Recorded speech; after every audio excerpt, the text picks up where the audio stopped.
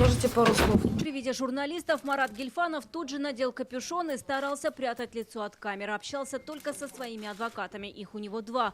Уголовное дело возбуждено по статье «Мошенничество в особо крупном размере». Относится к категории тяжких преступлений.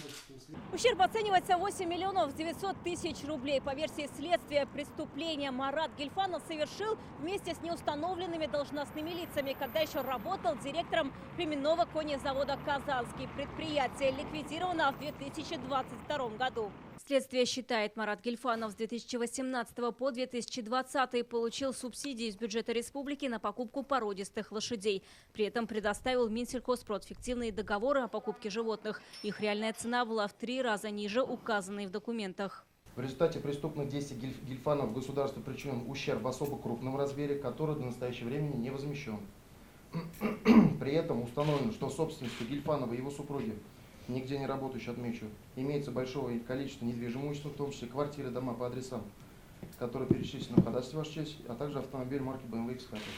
В настоящее время у следствия имеет все основания полагать, что данное имущество было добыто преступным путем на денежные средства, полученные в результате совершения преступления. Следователь просил суд заключить под стражу Марата Гильфанова, поскольку обвиняемый может скрыться от следствия и оказывать давление на свидетелей. Прокурор домашнего ареста, защита и сам Гильфанов просили подписку о невыезде. Прошу отказать следствию из-за того, что и здоровьем не обладаю, и 3 детей, давление ни на кого оказывать не собираюсь. По веку не склонен. Наш подзащитный по месту предыдущей работы характеризуется только с положительной стороны. Действительно, он обременен семьей, является хорошим семьянином.